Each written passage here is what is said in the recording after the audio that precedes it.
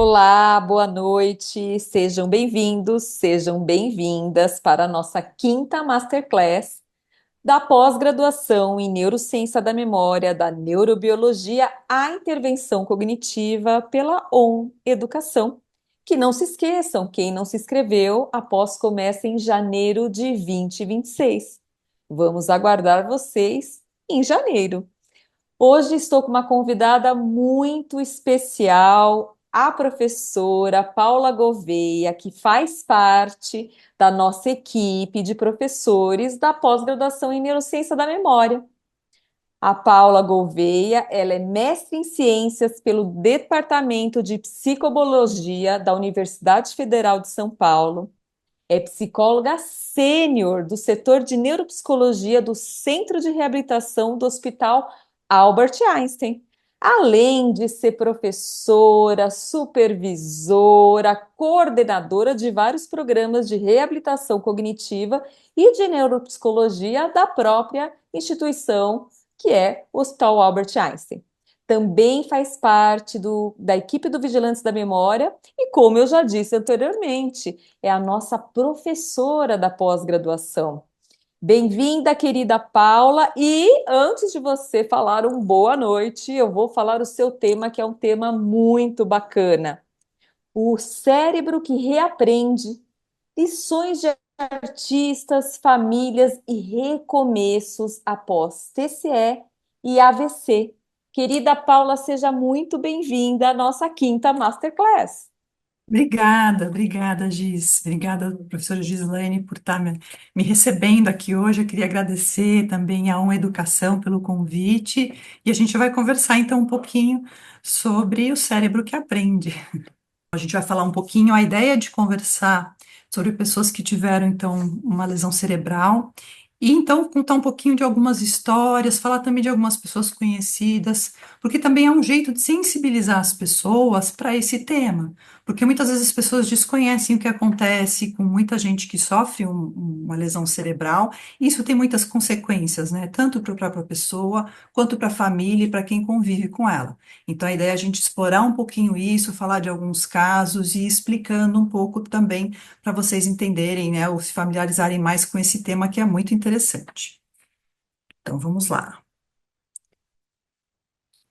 Eu vou começar com uma história que já já vocês vão tentar descobrir aí de quem que eu estou falando, mas eu estou falando de uma pessoa que é um esportista bastante conhecido. Então, ele, curiosamente, assim, ele praticava um esporte que é bastante arriscado. Então, assim, ele poderia ter sofrido uma lesão, um acidente, vários problemas, ter inclusive morrido, por conta simplesmente de ir lá todos os dias e fazer o que ele sempre faz, né? Que é a profissão dele, que é o esporte que ele pratica. Uma pessoa extremamente habilidosa, bastante conhecida por ser muito hábil, sangue frio, velocidade de reação, mas, apesar de tudo, né, de fazer sempre isso, de se arriscar quase todos os dias, a lesão veio num acidente, numa situação de onde menos se espera, numa viagem de férias, de fim de ano, de Natal, com a família dele. Daqui a pouquinho vocês vão, ou alguns já vão perceber de quem que eu estou falando. Em dezembro de 2013, quando ele tinha 44 anos, estava esquiando com a família nos Alpes franceses e sofreu um traumatismo craniano severo. Então você pensa, né? Puxa vida, mas ele estava lá esquiando e teve uma queda, não é que ele estava, né, numa velocidade estrondosa, mas foi o suficiente para ele ter um trauma realmente bastante grave, porque ele bateu a cabeça, ele teve uma hemorragia cerebral e ficou em coma por meses. Então, que dá uma ideia para a gente de que foi um trauma bastante grave.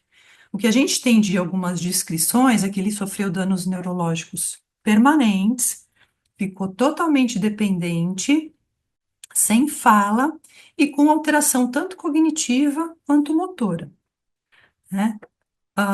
Muitos de vocês já devem ter percebido que eu estou falando então do Michael Schumacher, campeão de Fórmula 1, 7 vezes campeão mundial. Depois do Ayrton Senna, acho que foi uma das pessoas, né, tirando a fase atual aí do esporte, mas depois do Senna, acho que foi uma das pessoas de maior repercussão ali, de sucesso na Fórmula 1, que ganhou muitos campeonatos e se tornou uma lenda do esporte. Então, é o que eu falei, ele corria riscos ali todos os dias, né? Qualquer treino não vai a menos do que, sei lá, 300 quilômetros por hora, uma coisa assim. Então, chamou muita atenção porque ele era alguém muito conhecido por conta das circunstâncias do acidente, mas também o que sempre criou muita polêmica e muita especulação foi o fato da família sempre tentar proteger, né? Então, não permitiu nenhum tipo de exposição, ninguém mais, né, da mídia, ou pelo menos das pessoas públicas, nunca mais ele apareceu publicamente. A família sempre optou por preservá-lo, preservar todos da família, justamente por conta, a gente imagina, da gravidade da situação. Então, só que isso, claro, né, fomentou mais ainda a especulação das pessoas, da mídia na época, era o tempo todo a cobertura desse acidente, dessa situação. Imagina que ele ficou meses internado, meses no hospital, demorou muito para recobrar consciência, então, assim, ficava sempre uma especulação. E a família foi blindando também de um jeito que, assim, muito poucas pessoas tinham, e até hoje ainda muito poucas pessoas têm acesso a ele, poder visitar, por exemplo, o Schumacher. Então, assim, alguns amigos que são mais, que acabam sendo, se expõem na mídia, que eram principalmente alguns diretores de equipes onde ele correu, acabam às vezes fazendo alguns comentários, e é o máximo de informações que a gente tem. Mas eles também, obviamente, não abrem muita coisa, porque eles só podem justamente visitar porque eles são conhecidos, eles compactuam com essa questão da opção da família de não expor o Schumacher. Então, o que que eles revelam, né? Que a gente pega um relatinho aqui ou outro, de tempos em tempos sai na mídia uma notinha de alguém que visitou, alguém que comentou alguma coisa.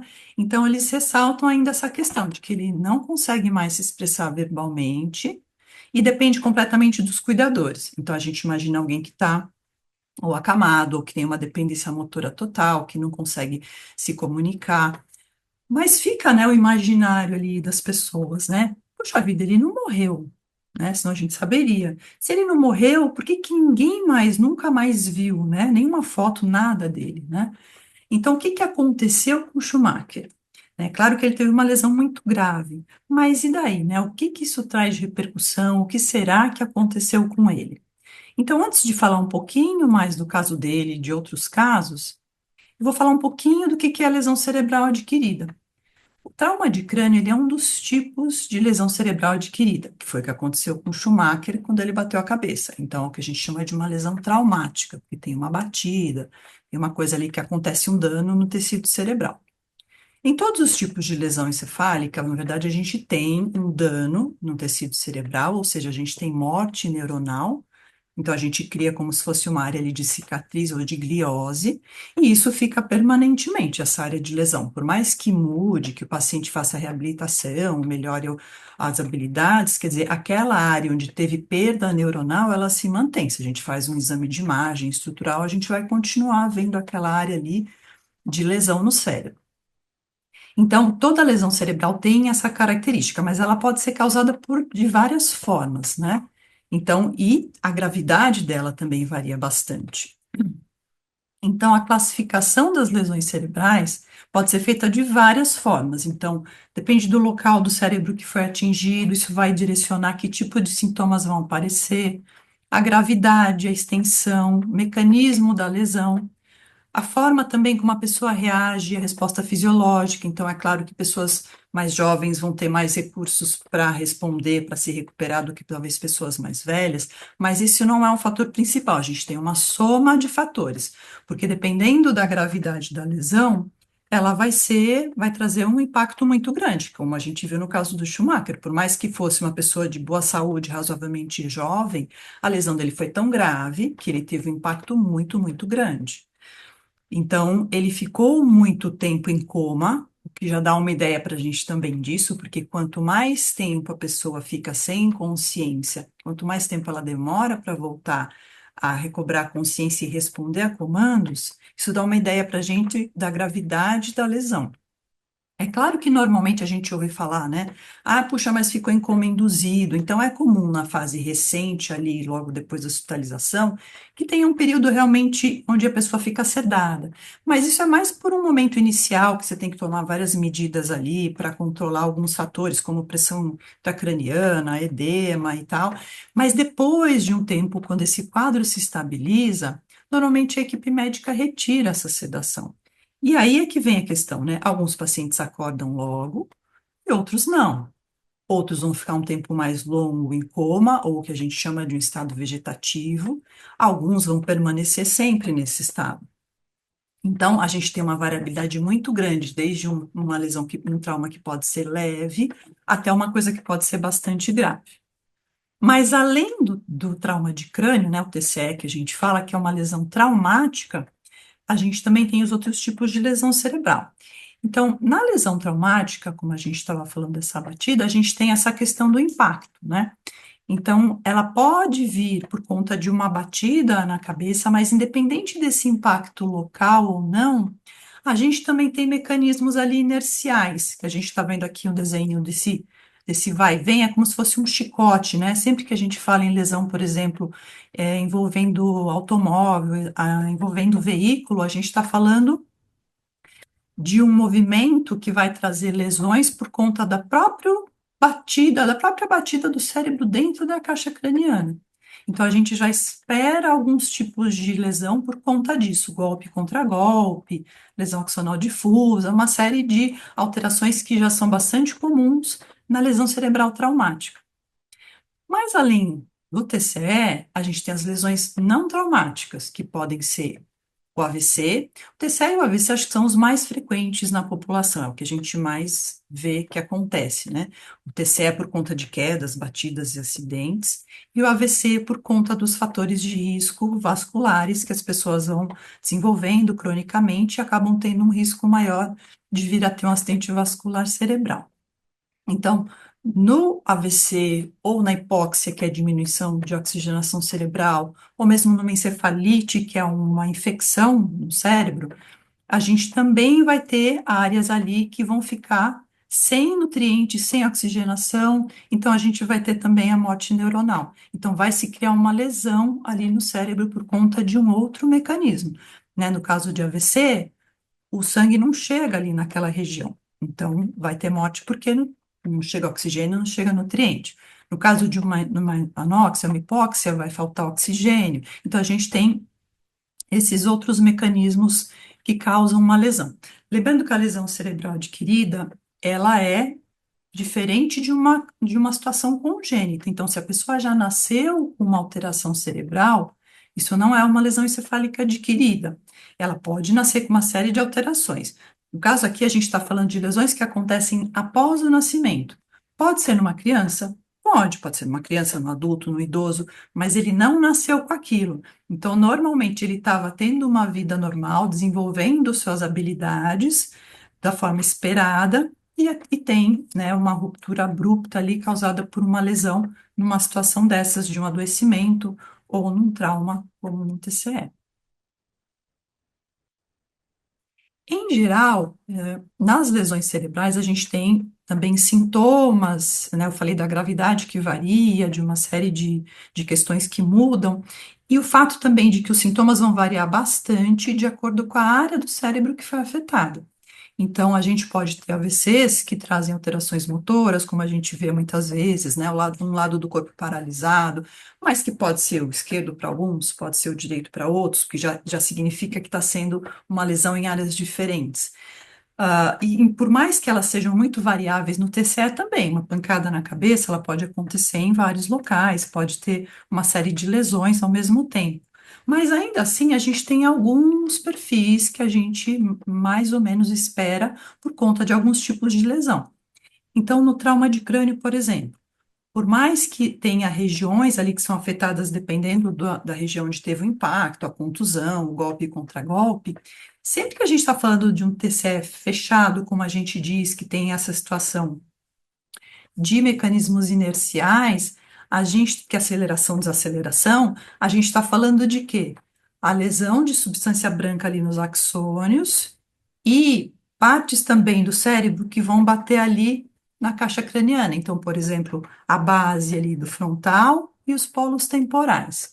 Então, essa lesão dos axônios é o que vai causar a perda de consciência, que só para a gente ter uma ideia de como isso varia. Quando a gente vê alguém com uma concussão leve, às vezes uma concussão de esporte, alguém que bate a cabeça e fica um pouquinho confuso e volta logo, é basicamente um mecanismo muito parecido, só que muito menor grau do que alguém que entra num coma e vai ficar, né, um tempão ali desacordado, porque a gente tem ali a lesão axonodifusa, que pode ser leve, pode ser mais grave, mas é o que traz essa perda de consciência, que pode ser momentânea, mas pode ser também bastante duradoura. Então, isso vai depender muito da gravidade. Então, tem essas coisas que a gente espera num trauma de crânio. Então, por isso que é comum, após a lesão axonal difusa, por exemplo, a velocidade de processamento ser afetada, falhas de atenção, quando a gente tem, como eu falei, essas áreas frontais e temporais se chocando contra os ossos,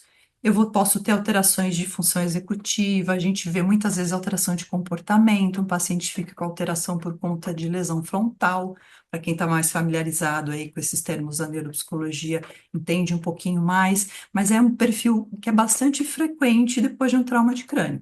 Alteração de memória, função executiva e muitas vezes de comportamento também. Na hipóxia, a gente fala assim, bom, na hipóxia, o que que é isso, né? A gente ouve mais são aqueles casos que a gente ouve falar que ficaram sem oxigenação cerebral. Então, o que que é isso?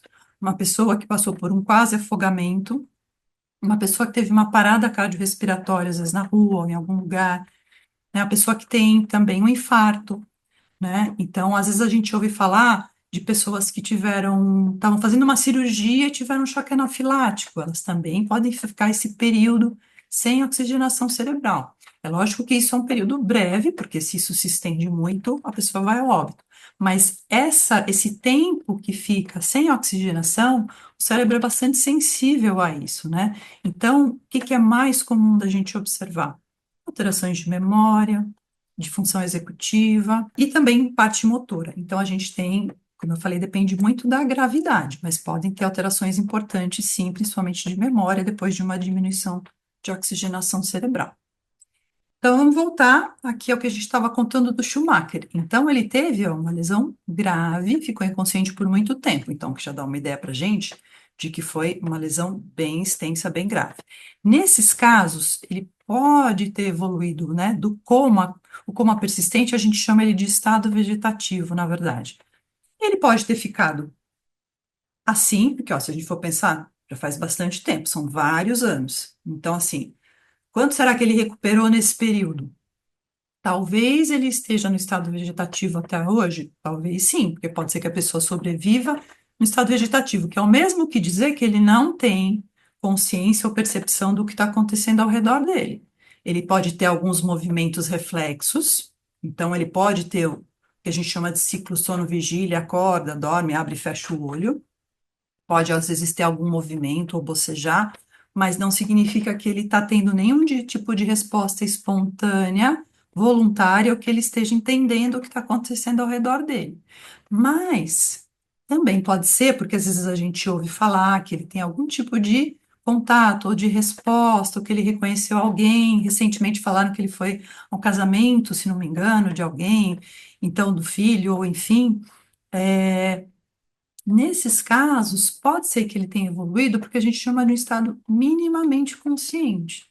Ou seja, ele não tem uma consciência plena, não está ali respondendo o tempo todo, mas ele tem sim alguma percepção do que está acontecendo, ele tem algumas respostas intencionais, ele pode ter sim algum movimento, é que normalmente tem um comprometimento motor muito grande, mas ele pode ter um movimentozinho ali de dedo ou de cabeça para fazer um sim, não.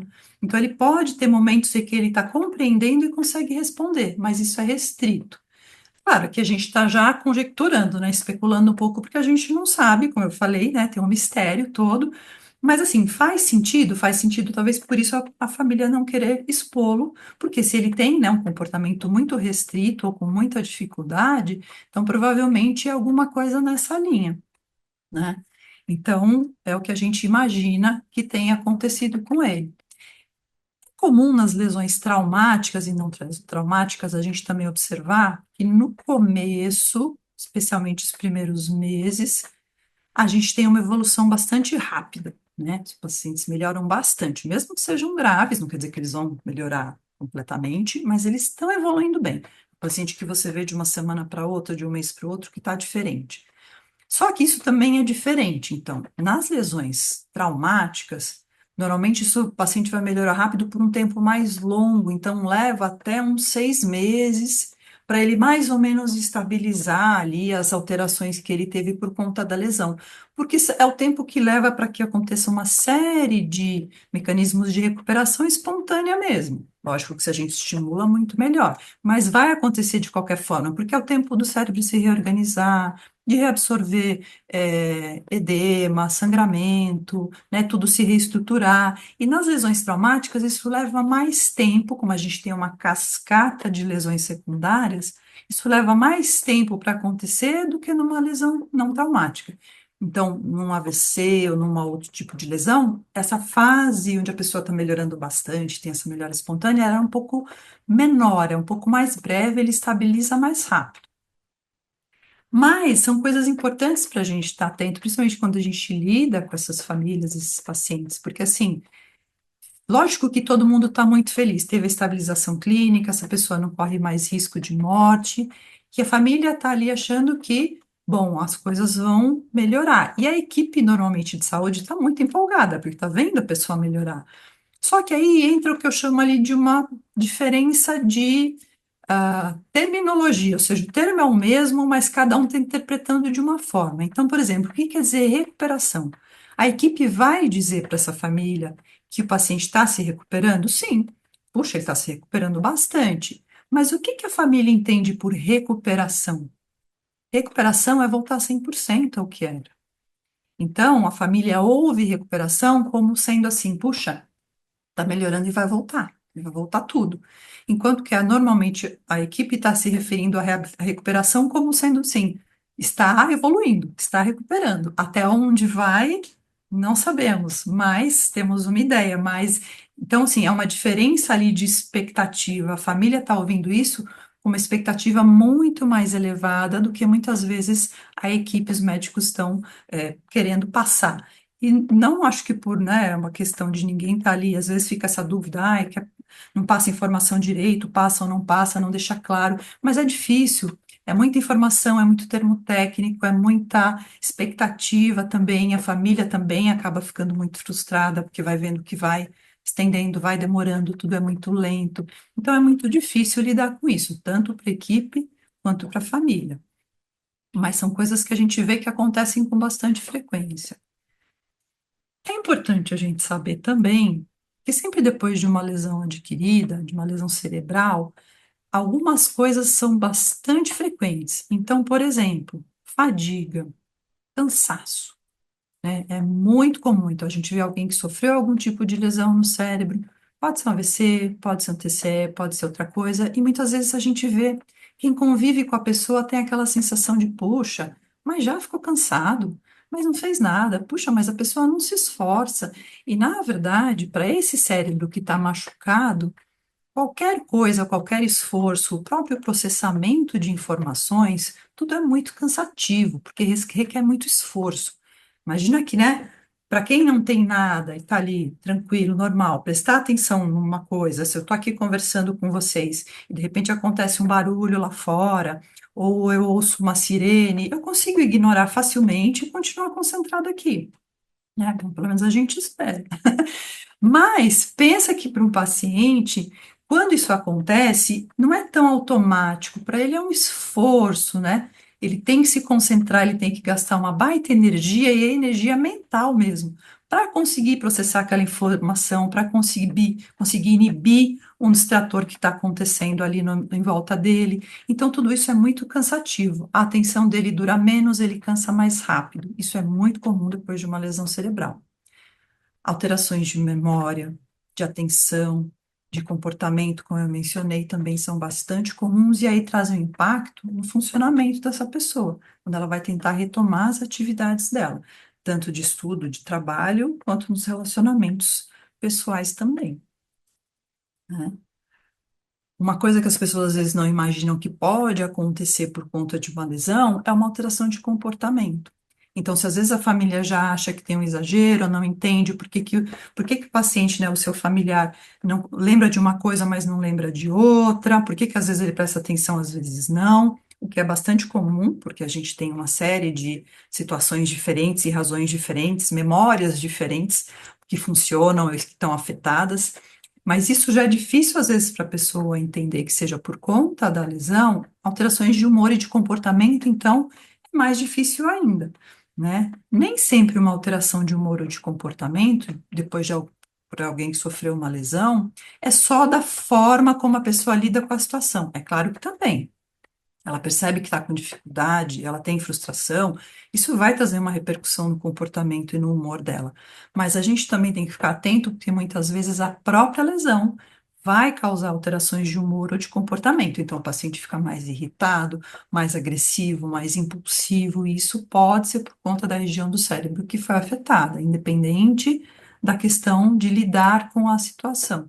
Então, isso é mais difícil ainda, às vezes, para a família assimilar. Então, tenta achar, às vezes, muita justificativa. Puxa, mas por que que ele está agindo assim? O que que aconteceu? Será que ele está bravo com alguma coisa? Será que foi alguma coisa que alguém fez? Então, as duas coisas se misturam, né? A dificuldade, o desafio psicológico de se adaptar, de lidar com essa limitação, mas também podem ter questões de comportamento que são por conta da própria lesão. A questão dos lobos frontais, por exemplo, nem sempre é uma impulsividade que vai vir, às vezes é uma apatia, uma falta de iniciativa, de interesse, que parece que o paciente está deprimido, mas nem sempre ele está. Porque às vezes, quando você vai conversar com ele e vai tentar entender, não vem uma queixa muito clara ou uma coisa, vem só alguém que precisa que alguém chame, que engaje ele nas coisas, que chame ele para fazer, que dê o start para ele e aí ele vai. Então, são coisas que a gente tem que observar bastante para entender o que que é o quê. Sempre o mais importante é estar ali, estar atento e tentar entender como é para aquela pessoa. Nem sempre a gente não chega com uma coisa pronta e diz, puxa, isso é, né, da lesão, ou isso é só da forma como ele lida. A gente tem que pensar em todas as possibilidades e tentar entender o comportamento de cada um. Mas essa questão, às vezes, de lidar com a família e tentar mediar esses comportamentos, porque digamos que o que que a gente tem de manifesto ali? Que para aquela pessoa está sendo difícil lidar com as coisas ou se comportar, às vezes, de uma forma esperada ou adequada. Então, às vezes, poder mediar isso e tentar estabelecer essa comunicação de como o paciente se sente ou como ele enxerga as coisas e como a família está observando, para evitar essa questão do julgamento, né? De simplesmente a criticar e atacar, às vezes é a forma também que a gente tem de ajudar e conseguir estabelecer uma comunicação entre eles. Porque quando a gente consegue entender por que que o paciente está se comportando de uma determinada forma, aí tira um pouco da culpa, tira essa questão, às vezes, do julgamento da família. Puxa, mas eu não imaginei que ele tivesse sentido esse cansaço, eu não imaginei que ele tivesse se sentindo é, é, inseguro por conta disso. E às vezes é isso que traz esse comportamento. Então, a gente precisa tentar entender os dois lados e ir tentando mediar também quando a gente lida com essas questões de comportamento depois de uma lesão cerebral, mas que é bastante desafiador. E de onde vem essa ideia, né? Eu estava falando da diferença que as pessoas às vezes têm do termo recuperação. Então, assim, na nossa, né, no imaginário popular, no que a gente vê na TV, tá ali no desenho animado do Papaléguas, isso é só para quem é antigo, né? Não é do meu tempo, não imagina. E assim, o que que a gente vê? As pessoas podiam sofrer, né? Pode cair, que era criança, uma bigorna na cabeça, ele despencar de quilômetros ali de altura e sacode, levanta, sacode e sai andando bonitinho, assim, nos desenhos animados. Mas não é só nos desenhos animados, nos filmes também, né? O cara tá lá, né? John Wick, sei lá o que, aquele monte de coisa. O cara toma tiro, cai, voa, né? Levanta, tá lá tudo cheio de ferimento, né? Mas não quebrou nada. Então, se quebrou, ele sai andando mesmo assim. Então, assim, o que que a gente vê?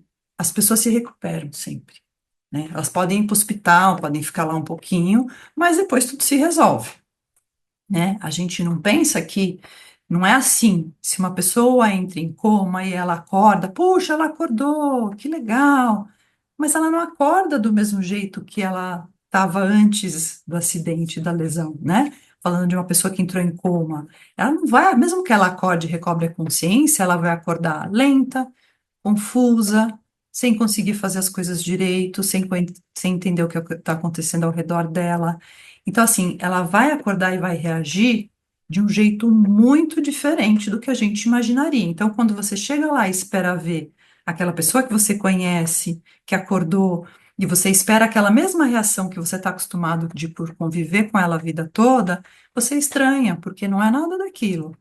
Ela vai olhar, ela vai ter algumas atitudes meio esquisitas, ela vai estar meio inadequada, ela vai estar lenta, ou ela vai estar meio aérea, porque é isso, ou ela não vai conseguir se lembrar, ou não vai conseguir falar direito, porque se você tem uma lesão suficientemente grave para que essa pessoa tenha ficado em coma, provavelmente a hora que ela acorda, não sumiu tudo, ela recobrou a consciência, mas as áreas, os sintomas que vão trazer outras alterações e outras lesões estão ali.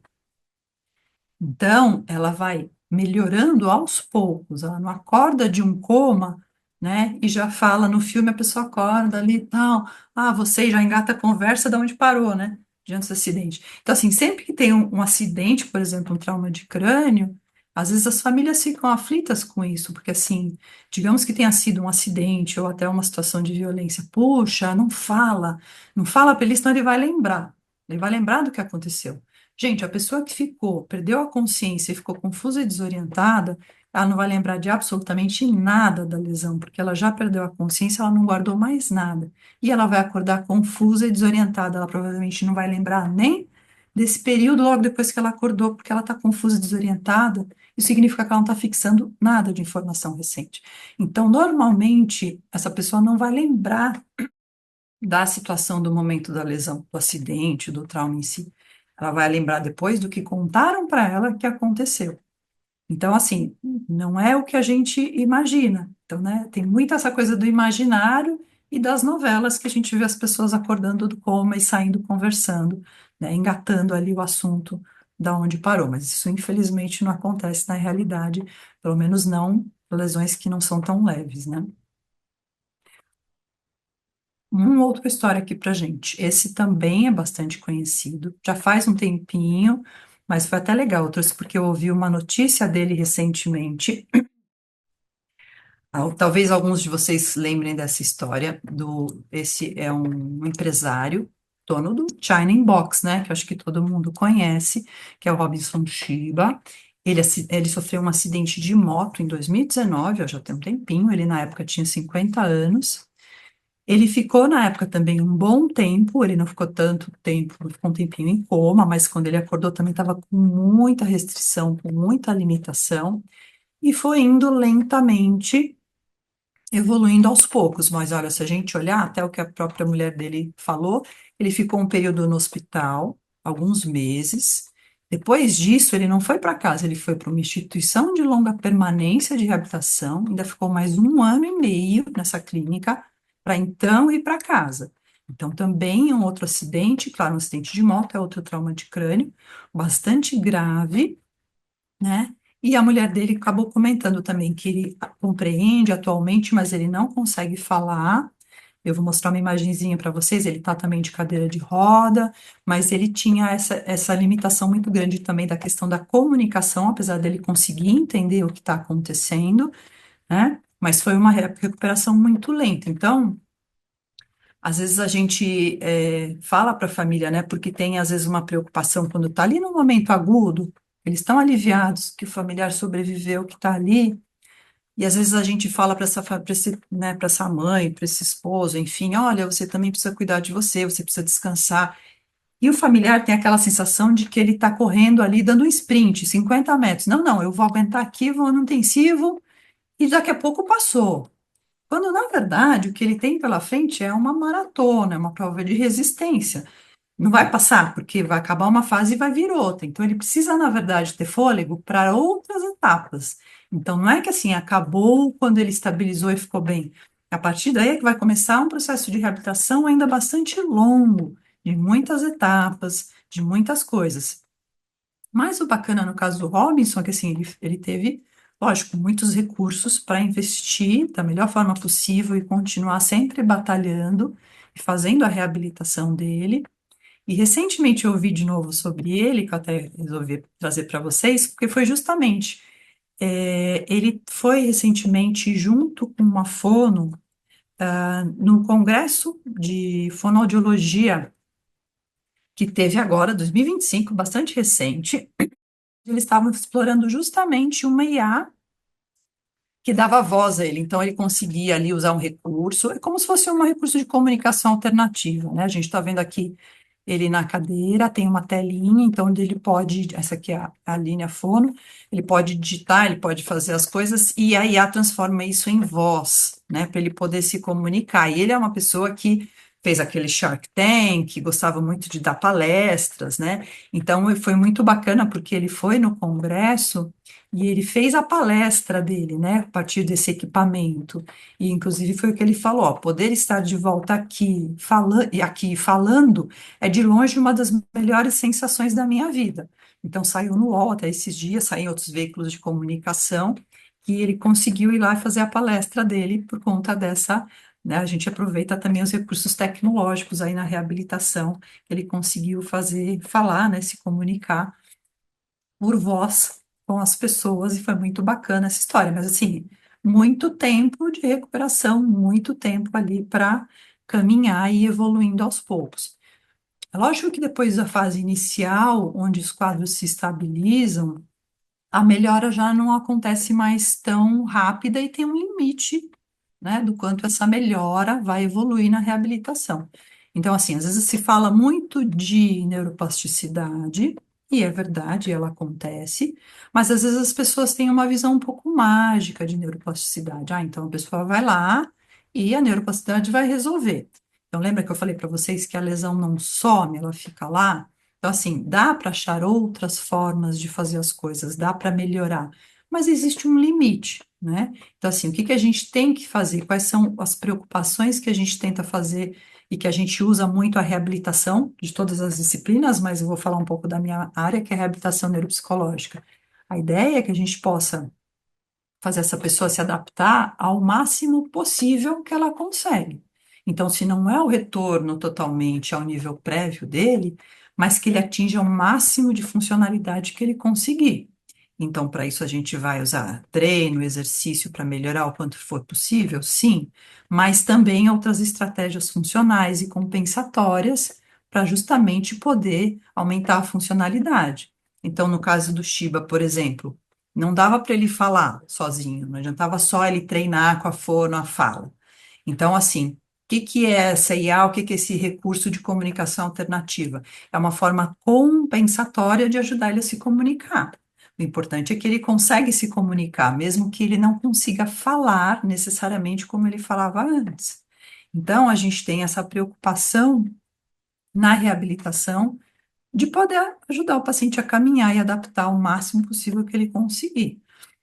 É lógico que em outros casos onde a pessoa tem mais recursos ou não teve uma lesão tão grave, ela vai atingir uma independência e uma autonomia maiores, ela vai conseguir fazer mais atividades, algumas pessoas conseguem de fato retomar estudos ou trabalho, mas é sempre difícil, é sempre demanda adaptação, depende muito, né, do tipo de lesão, do quanto isso afetou, que tipos de habilidades que foram afetadas, né? Então isso varia bastante do nível daquela pessoa, o quanto ela tem também de apoio, de recurso para retomar.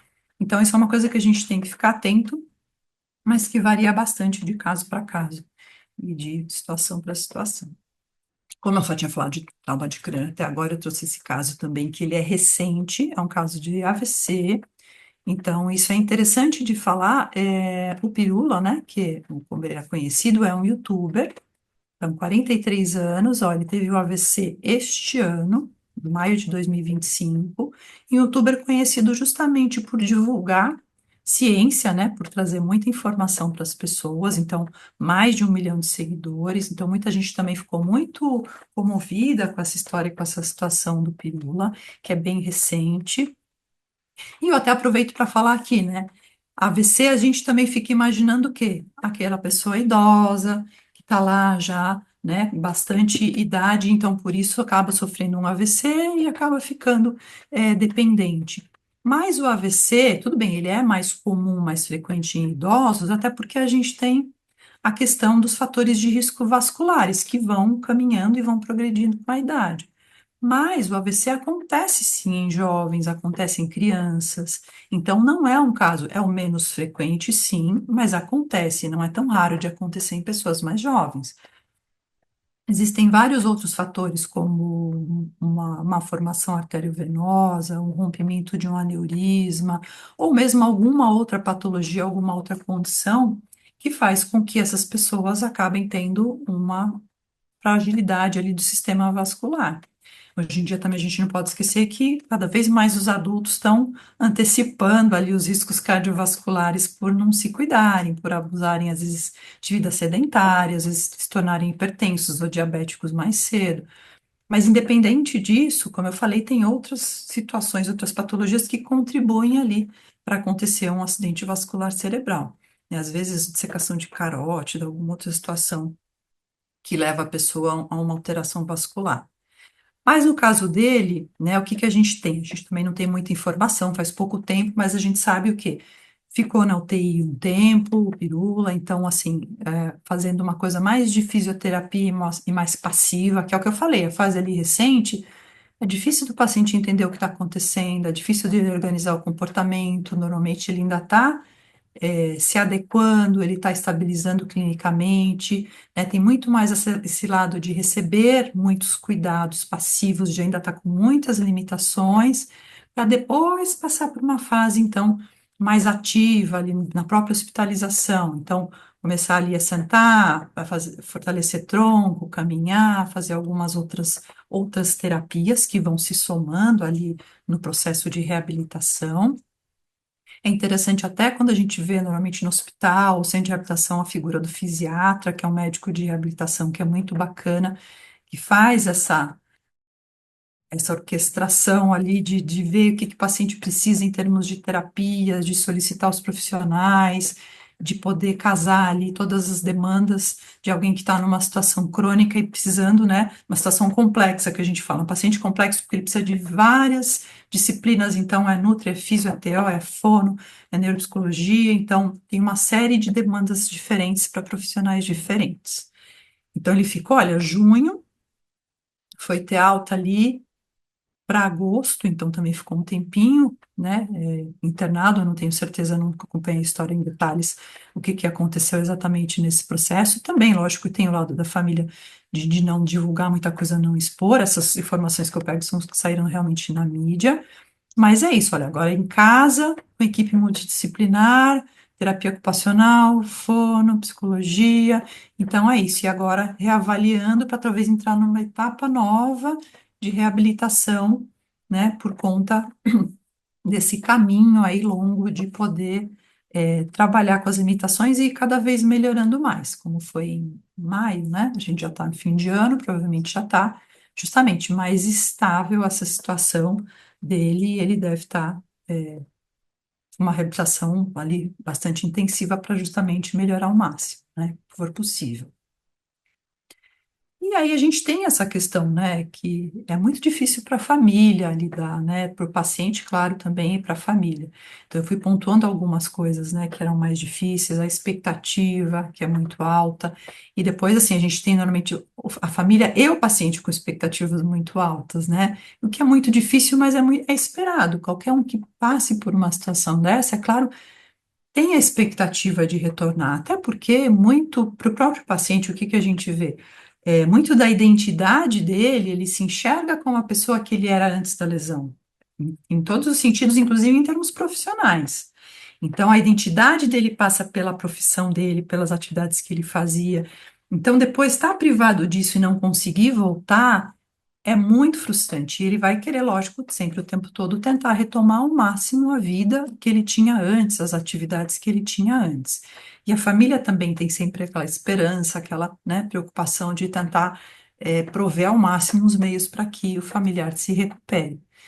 Então, nesse sentido, quando a gente entra para acompanhar uma família, para orientar, é sempre muito importante poder dar um suporte, claro, para essa situação, porque as pessoas estão passando ali, mas também de poder observar, né? O que que a gente consegue fazer em termos de psicoeducação? Eu consigo orientar essa família em relação ao que aconteceu com o seu familiar, ao que ele está passando, por que que ele está respondendo dessa forma e não de outra. Então, se ele está agitado, por que que ele está agitado? Por que que ele está confuso? Ou não, se ele está lá quietinho, passivo, ou meio fora, por que que ele está assim?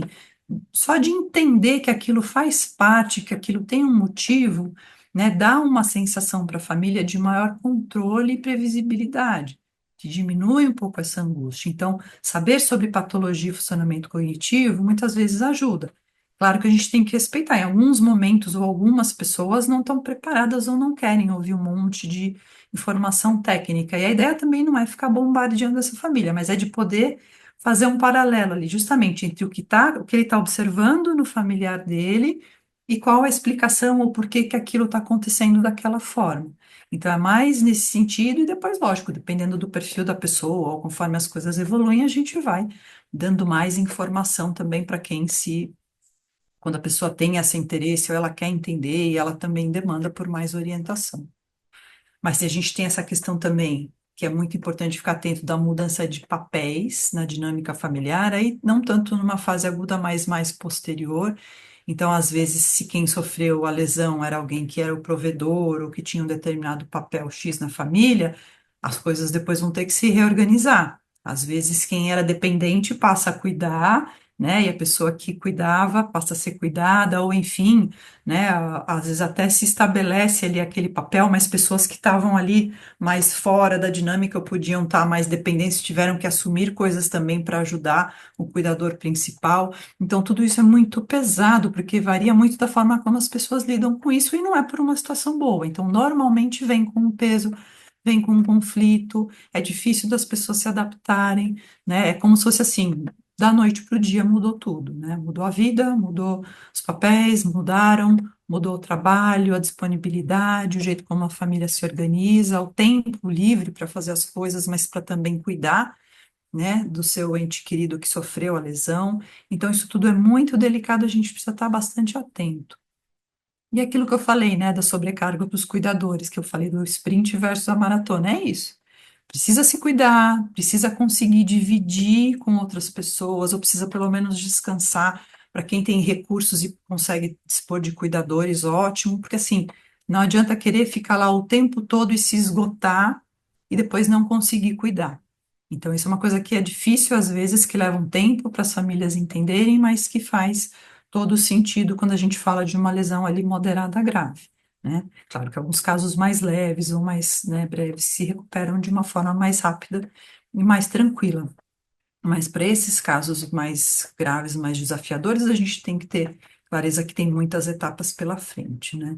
Então, poder entender as causas, entender por que que aquele comportamento está surgindo, traz às vezes muito mais tranquilidade, menos angústia para um familiar. Então, isso é muito bacana. A gente consegue fazer esse papel de auxiliar na compreensão das famílias sobre o que está acontecendo.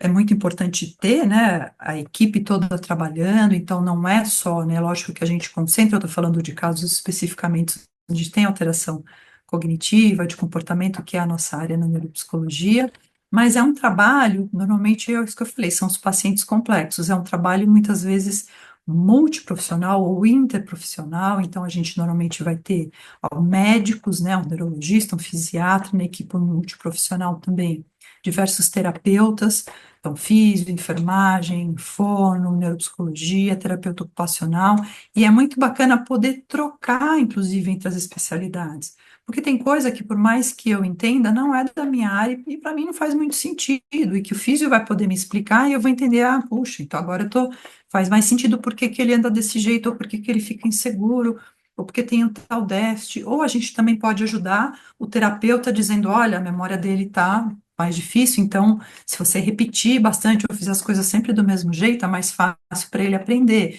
Então, a gente pode trocar bastante. A fono também, puxa, sempre que tem alteração de linguagem ou outras questões, ou mesmo de deglutição. Então, acaba sendo uma coisa que vai sendo construída por toda a equipe e de poder ir trocando, né? A percepção de um, a percepção do outro, como você maneja isso. Olha, comigo deu certo dessa forma, só que ele não aceitou muito bem, mas desse outro jeito ele foi bem. Então a gente também vai trocando experiências ali, até na forma de manejo, para a gente ver também o que que funciona, não. Porque está todo mundo, cada um na sua área, mas está todo mundo com o mesmo objetivo em comum, né? Que é fazer aquela pessoa ficar mais funcional. Então, assim, essas áreas todas se somam para o paciente, é a vida real, não é a caixinha da físio, a caixinha da TO. Então, a gente precisa ter essa visão de todo paciente e da equipe, né?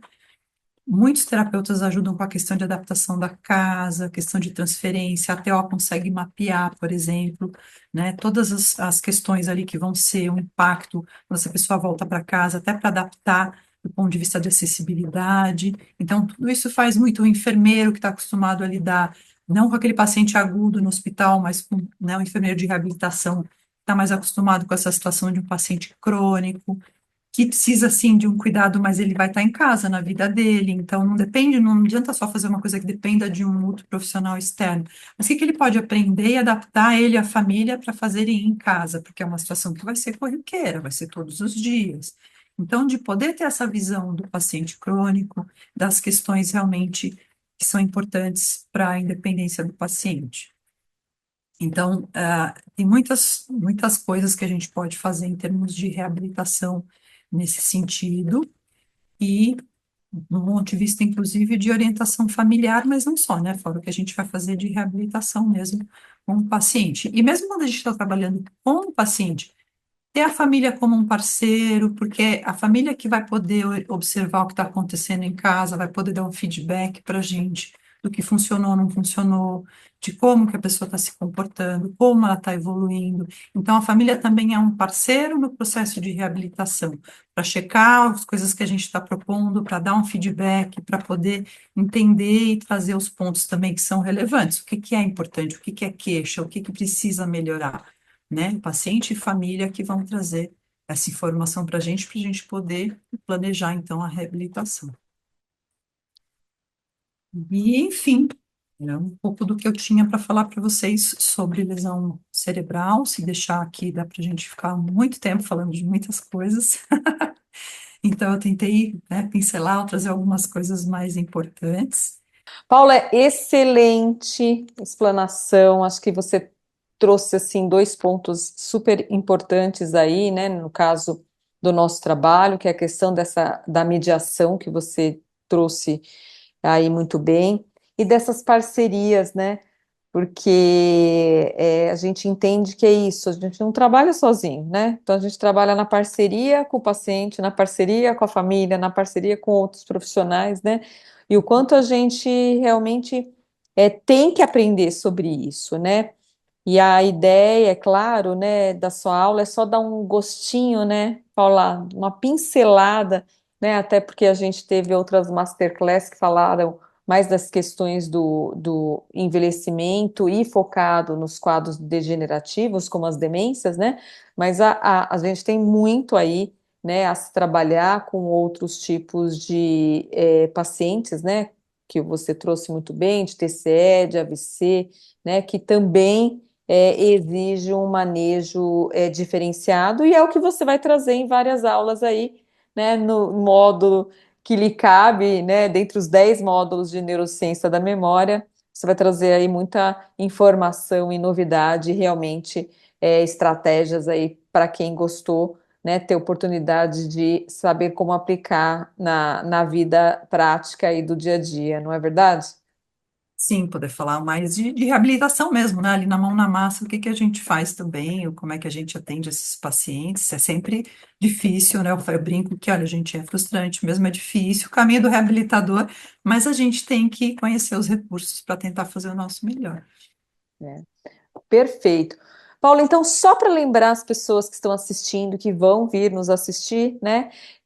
A pós-graduação em neurociência da memória, ela vai trazer informações, né, da neurobiologia, então, conceitos de farmacologia, conceitos de estrutura, funcionamento cerebral, e vai claro, para a área prática do dia a dia, para a área clínica, né? Falando das diversas intervenções cognitivas aí, nesses tipos de paciente, né? Ela inicia-se em janeiro de 2026, são novamente 10 módulos com professores renomados como a professora Paula, que nos presenteou aí com essa última masterclass de dezembro, e que a gente, né, Paula, espera no ano que vem, né, realmente aí ter uma interação maior, principalmente nas aulas que vão ser interativas, onde a pessoa vai poder perguntar, tirar suas dúvidas, né, a partir de casos clínicos. É isso, Isso, Paula? exatamente. A gente espera todo mundo aí para estar no curso com a gente. Muita coisa boa, né? Muitas aulas bacanas de professores muito legais, com a coordenação da professora Gislaine.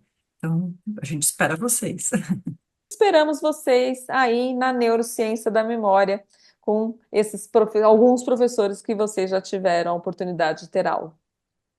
Obrigada, obrigada a todos por estarem aqui hoje, por terem me ouvido. Boa noite a todos. Obrigada, gente. E ó, uma salva de palmas para você, A Paulinha. todos nós. Tchau, tchau.